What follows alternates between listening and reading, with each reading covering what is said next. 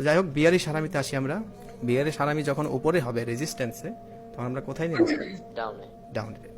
শেষ আমাদের বিয়ারিশ হারামি। এখন কোথায়? Out cover. Dark cloud. এত বেশি প্যাটার্ন আমরা ক্যান্ডেল দেবো না, পরে মনে রাখতে পারবেন না, প্র্যাকটিস করার সময় পাবেন না, যেহেতু 3 দিন 21টা আপনারা পাবেন ডার্ক ক্লাউড কভার। আর বাকিগুলো আমরা যখন ট্রেড নিব তখন আস্তে আস্তে মনে করাই দিব না, তাহলেই হবে। ডার্ক ক্লাউড কভার কি সিম্বলাইজ করে? প্রাইস ডাউনের দিকে যাবে। এটা স্যার কোথায় হয়? 50% এর নিচে ক্লোজ হলে তখন ডাউন হতে।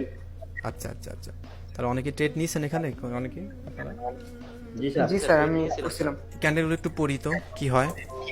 মার্কেট আপে যাচ্ছিল, এখানে গিয়ে একটা গ্রিন ক্যান্ডেল তৈরি করলো, এরকম তৈরি করার পরে এই যে ক্যান্ডেলটা এখানে লাভ দিয়ে এখানে ওপেন হয়, ওপেন হয়ে কোথায় যায়?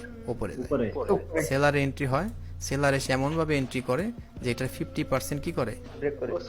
ব্রেক করে। মানে এখানে কার স্ট্যান্ড বেশি? এই যে একটা রিজেকশন খেলো এই ক্যান্ডেলটা উপরে যাওয়ার পরে, এটা কি স্ট্রং হয়েছে নাকি লিনার হয়েছে? কোনটা? স্ট্রং হবে। স্ট্রং। যদি লিনিয়ার হতো তাহলে কি হতো বলেন তো? এখানে একটু হলেও গ্রিন থাকতো, গ্রিন ডোজি হতো এখানে, ঠিক আছে? তখন আমরা কনফিউশন বলতে পারতাম এই ক্যান্ডেলটাকে। তো এখানে যেহেতু সেলার এসে এই ভায়ারদেরকে ডোমিনেট করে ফেলছে, তার মানে এখন মার্কেট পরবর্তী ক্যান্ডেলেও নিচে যেতে পারে পুরোপুরি। এবার দুই একটা গ্রিন ক্যান্ডেল দিয়ে, যে এক্সস্টেড গ্রিন ক্যান্ডেল দিবে আর কি, ভাইয়ার এখানে গিয়ে ক্লান্ত হয়ে যাবে, তাদের পকেট মানি শেষ হয়ে যাবে যদি না এখানে স্মার্ট মানি না আসে।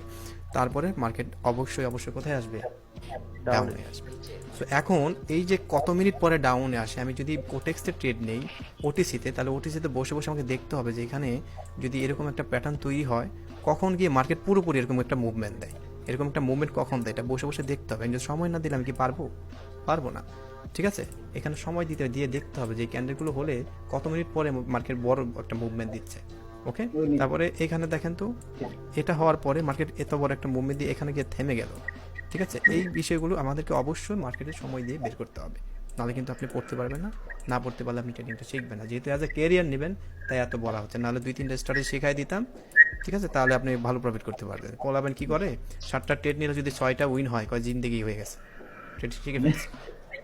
মানে তাদের জীবনে আর কিচ্ছু চাই না, পরবর্তীতে 7টার মধ্যে 6টা নাই, একটা প্রফিট। বলে মার্কেট খারাপ। একটা যে বিষয়ে বুঝবেন, আপনি যদি মার্কেটে ট্রেড নেওয়ার পরে লস হওয়ার পরে যদি বলেন মার্কেট খারাপ, তাহলে আপনি খারাপ, মার্কেট না।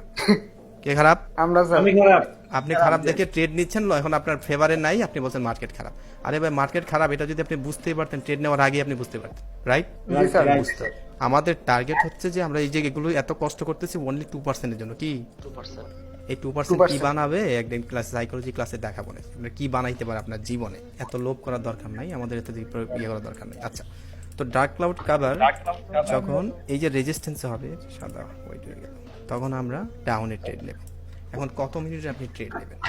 আমি তো বলবো পরবর্তী ক্যান্ডেলে আপনি নিয়ে নেবেন, কিন্তু এখন পরবর্তী ক্যান্ডেলে আপনি 5টা ট্রেড নিলেন, এখন ধরেন 3টা লস হয়ে গেল, 2টা প্রফিট।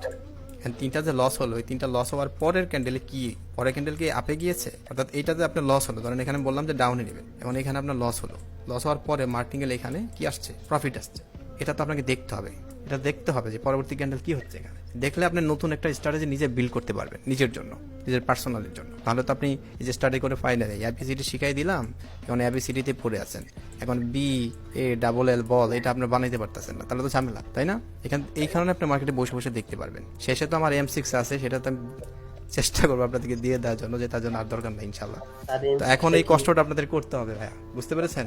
কারণ আপনারা যদি প্রচুর টাকা কামাতে চান এখান থেকে টাইম দিতে হবে, সোজা কথা। আচ্ছা, তো ডার্ক ক্লাউড কভার যদি রেজিস্ট্যান্সে হয় আমরা ডাউন। আচ্ছা, এবার আসেন, এটার মধ্যে পার্থক্য কি?